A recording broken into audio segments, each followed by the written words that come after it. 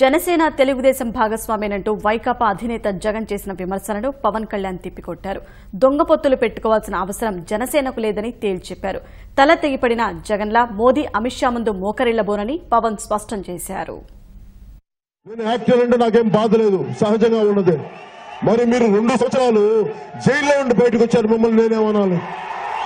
ఈయన గాంధీ గారు అంటే ఈయన మహాత్మా గాంధీ గారిలో మాట్లాడతారు. 2 సంవత్సరాలు జైల్లో ఉండి వచ్చానంటే అరే అడ్డగోలుగా దోచి జైల్లో నుంచి బయటకు వచ్చారు మీరంటే మహాత్మా గాంధీ గారు మాట్లాడతారు. జైల్లోంచి వచ్చిన వ్యక్తులు మేమేమనాలి? యాక్టర్ పార్ట్నర్ అంటే మిమ్మల్ని ఏమనాలి?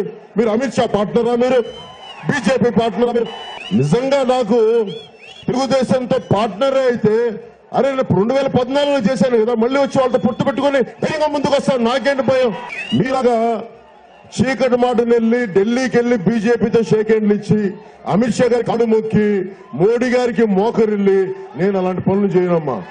ఆత్మగౌరవం ఉంది, తల తెగిపోవాలి. కానీ అనవసరంగా మనకి స్పెషల్ కేటగిరీ స్టేటస్ ఇవ్వని వాళ్ళని, మన ప్రకాశం జిల్లాని వెనకబడిన నిధులు ఇవ్వని వాళ్ళని జగన్మోహన్ రెడ్డి గారు ఇలాగ వెళ్ళి అమిత్ షా పాదాలకి మోడీ గారి పాదాలకి జగన్మోహన్ రెడ్డి గారిని మోకరిల్లున్నాం.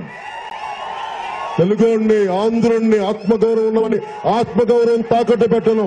BJP plus TRS equal to YCP అని చెప్పాను. ముందేమన్నారు? కాదని చెప్పారు. ఇప్పుడేమంటున్నారు? టీఆర్ఎస్ తో పొత్తు పెట్టుకుంటే తప్పని పెడతా ఉన్నారు. టీఆర్ఎస్ తో పొత్తు పెట్టుకుని చెప్పండి. నేను మాయావతి గారితో పొత్తు ఎలా పెట్టుకున్నామో, సిపిఐతో పొత్తు ఎలా పెట్టుకున్నామో, సిపిఎంతో పొత్తు ఎలా పెట్టుకున్నాము, మీరు కూడా అలాగే టీఆర్ఎస్ తో పొత్తు పెట్టుకున్న అఫీషియల్గా చెప్పండి. ఈ దొంగ తిరుగులు దేనికి? నేను యాక్టర్నే కావచ్చు కాక పబ్లిక్ పాలసీని చదువుకున్నవాడి మీలాగా జైల్లో కూర్చొని నేను వచ్చే ఎన్నికలు ఎలా గెలవాలి, ఎంత దొయ్యాలని నేను ప్లాన్ చేయాలి. గుర్తుపెట్టుకోండి.